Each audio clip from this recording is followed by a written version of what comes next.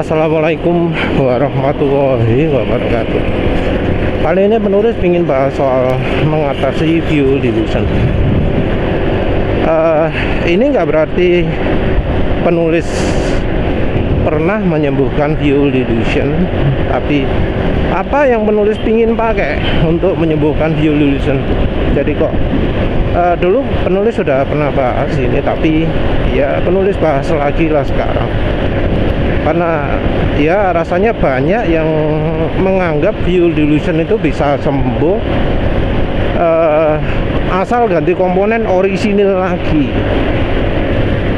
Nah, menurut penulis ya, kalau motornya mengalami fuel dilution, jangan diganti komponen orisinilnya lagi, jangan disamakan dengan komponen sebelumnya, jangan menggunakan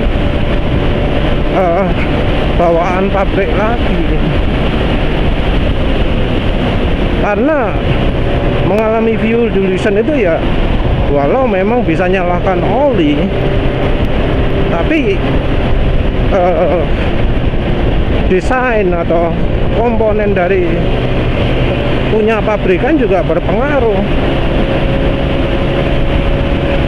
Jadi kalau mau yang optimal, yang ideal, bukan pakai bawaannya pabrik lagi. Kalau mau betul-betul sembuh loh ya, karena desain pabrik sendiri ada yang memang tidak optimal untuk keawetan. Fuel dilution itu adalah ketika bensin itu bocor ke ruang oli. Jadi ketika fuel dilution terjadi, maka akan ada bensin yang masuk ke ruang bakar. Mengapa bensin masuk ke ruang bakar? Ya bisa jadi karena bensinnya ini kurang nge-pure, kurang sempurna penyempurnaannya, sehingga masih terbentuk butir-butiran besar gitu.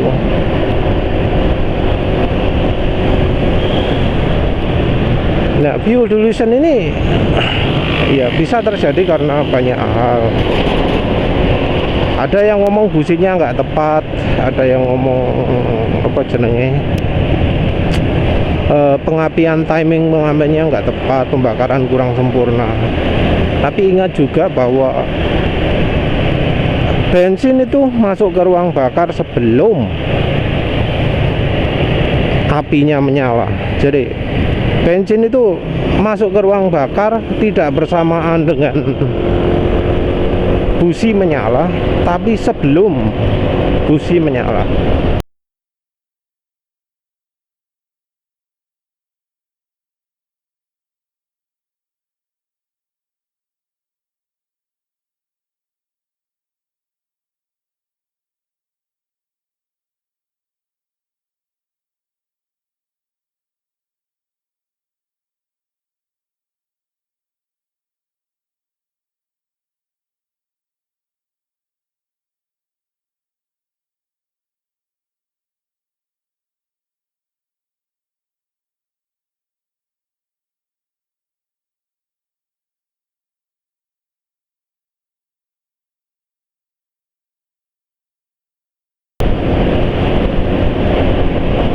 Kalau nggak salah sih, waktu piston bergerak turun ya, itu valve kan terbuka.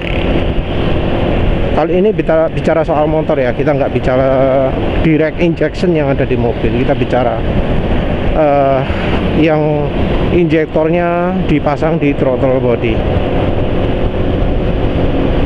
Nah, kalau masuknya bensin itu masuk ketika piston bergerak turun. Piston bergerak turun, terjadi vakum, dan ketika valve dibuka, maka udara pun disedot. Udara disedot bersamaan dengan bensin yang disemprotkan injektor. Nah, sesudah itu piston akan bergerak ke atas dulu. Nah, ini kita bicara motor lagi ya. Soalnya kalau motor matic rotok ribet ya bergerak ke depan ya. Tapi kita ngomong ke atas saja dulu. Lalu piston bergerak ke atas, valve-nya sudah nutup, sehingga terjadi kompresi, sehingga terjadi pemampatan. Terus mampatnya ini akan membentuk tekanan udara, dan bersamaan dengan memampatkan udara itu, bensin juga akan ikut ada yang rembes keluar, tergantung dari kesehatannya ring piston, tergantung dari kondisi silinder. Yang sering jadi masalah fuel dilution itu karena silindernya ada yang ngantong, piston ring pistonnya ada yang lemah, aus. Jadi ring piston kan banyak, kalau di motor ada 3. Nah, semuanya itu selain menyapu oli juga mencegah bensin masuk ke ruang bakar. Jadi kan pasti ada butiran bensin yang nempel di dinding. Nah, itu diharapkan ketika piston bergerak naik ke atas kesaruk juga. Nah, ini artinya konstruksi dari ring pistonnya, konstruksi dari pistonnya, konstruksi dari silindernya juga akan berpengaruh. Yang jadi masalah utama biasanya silinder aluminium atau diasil ya, aluminium yang dilapisi dengan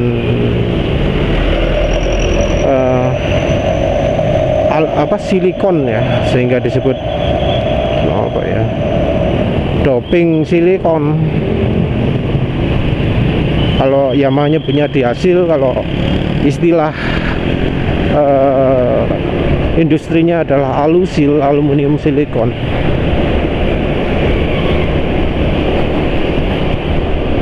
Nah, ini akan membuat dinding aluminium akan lebih keras, tapi tentu tidak bisa sekeras baja.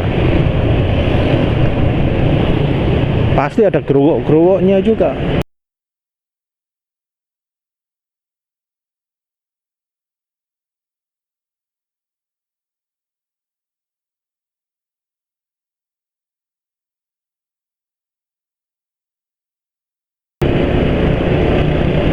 Selain itu dari piston. Nah, kalau dari piston ini dapat penjelasan dari Bro Toga Fantiarso.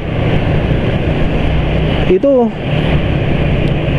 piston kalau yang forging itu pemuaiannya jauh lebih cepat, jauh lebih besar daripada yang casting. Densitas aluminium makin padat membuat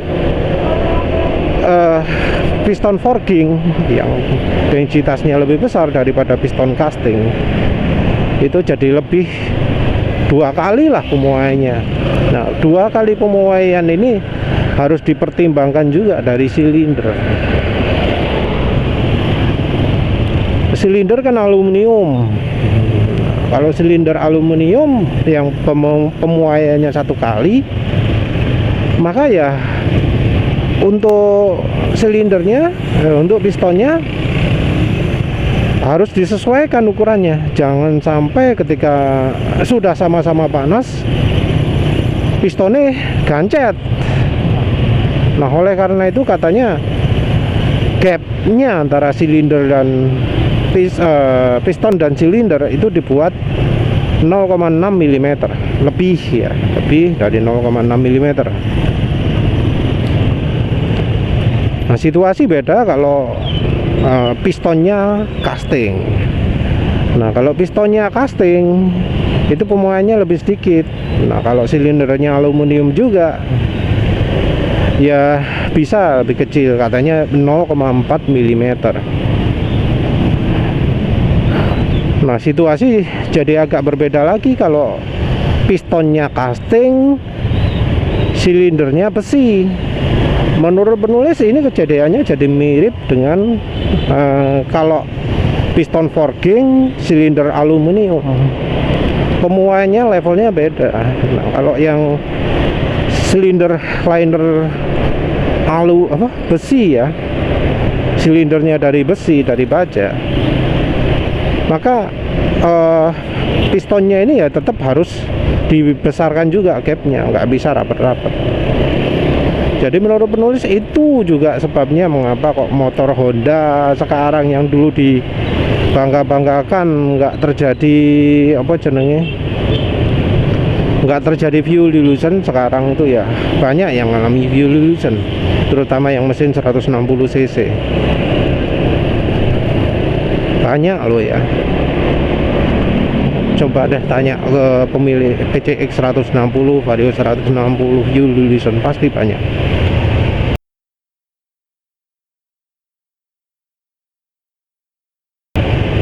Terus, nah solusinya apa? Kalau penulis sih idealnya penulis pingin yang pistonnya itu sekalian dari baja, piston baja, silinder baja. Karena baik piston dan silinder penguapannya sedikit, nah toleransinya bisa dibuat lebih rapat. Piston baja yang penulis tahu mereknya cuma ada Mitron, cuma entah mengapa penulis cari di toko online kok barangnya makin langka ya.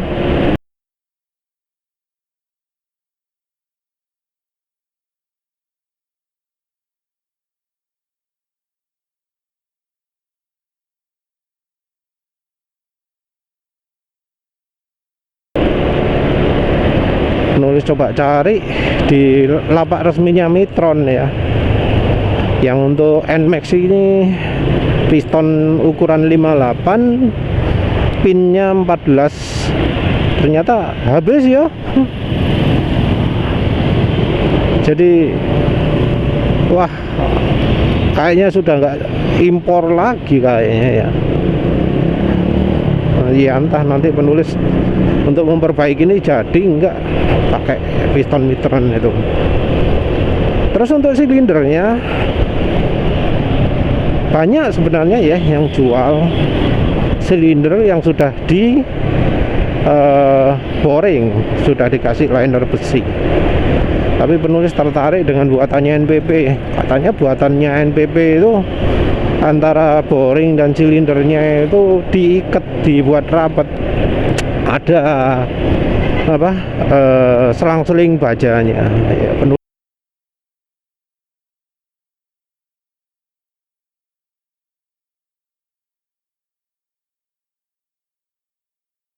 tertarik seperti itu karena katanya kalau nggak seperti itu ya boringnya bisa melorot, boringnya bisa turun ya. Penulis sebelumnya sih tertarik merek BRT, tapi penulis ya jadi ragu juga soalnya BRT menggunakan versi 2 untuk boring besinya.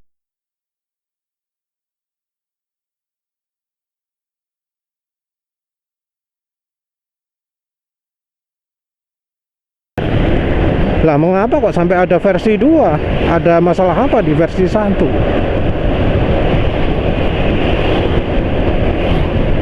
Jadi ya ragu-ragu juga. Lagi pula dari sisi harga, yang buatan BRT juga cukup mahal ya, 600-an kalau nggak salah. Sementara yang buatannya NPP 300-an. Jadi mungkin pistonnya Mitron satu set dengan ring piston Mitron juga. Kalau pakai baja tentunya ring pistonnya juga bisa pakai yang tebel ya, yang daya lenturnya kuat. Sementara itu kalau ring pistonnya pabrikan katanya itu pakai yang lembek karena ya memang silindernya lemah. Oh ya, soal beda antara aluminium dan besi ini ya, yang baja ini. Penulis agak heran juga karena di PCX 160 yang silindernya besi juga terjadi piston silinder ngantong. Jadi silinder itu bagian bawahnya aus.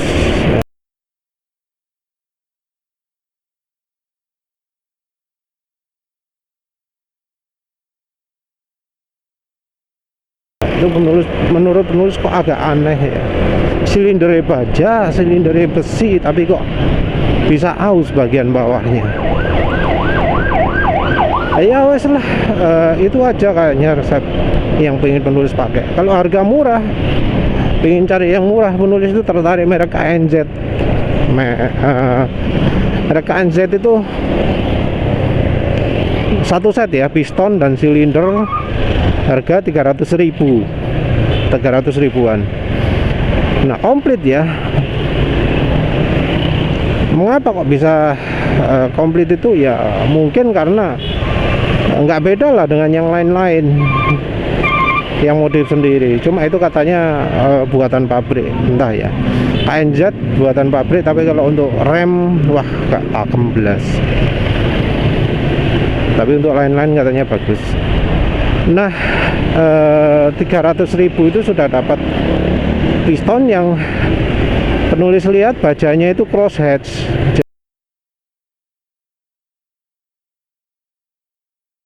Jadi silang-silang gitu, silang-silang. Nah itu kan yang dicari. Cuma untuk pemasangan boringnya sendiri mungkin nggak sama kayak NWP, tapi mestinya lebih baik karena boringnya kelihatan dari depan, nggak kelihatan dari depan, dari ruang bakarnya. Dari ruang bakarnya itu yang kelihatan aluminium, terus baru belakangnya ada boring besinya. Jadi itu mungkin lebih stabil, lebih nggak gampang ngorot ya boring besinya. Wes lah itu aja. Apalagi kalau merek ring piston sendiri ya, kalau misalnya nggak pingin modifikasi lain-lain, jadi pistonnya masih aman, silindernya masih aman, Blue Aksanaria itu rekomendasi piston merek TOP atau apa gitu ya, TPP sorry. Nantilah penulis sharing mereknya ya.